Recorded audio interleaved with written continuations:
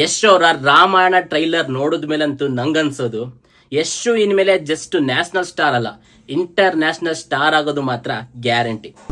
ರಾಜಾಧಿರಾಜ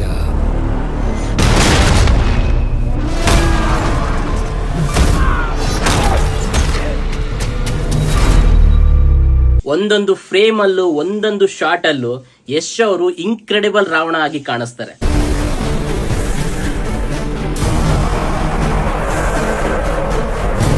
ನಿಜವಾದ ರಾಮಾಯಣದಲ್ಲಿ ಗೆಲ್ಲೋದು ರಾಮನೇ ಇರ್ಬೋದು, ಆದ್ರೆ ಈ ರಾಮಾಯಣದಲ್ಲಿ 100% ರಾವಣನೇ ಗೆಲ್ಲೋದು.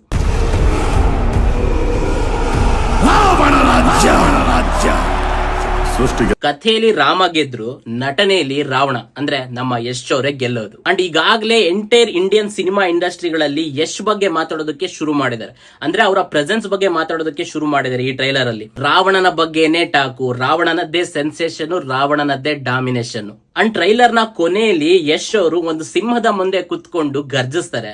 ಆ ಶಾಟ್ ಮಾತ್ರ ಪ್ಯೂರ್ ಗೂಸ್ ಬಂಪ್ಸ್ ಅಂತಾನೆ ಹೇಳ್ಬೋದು.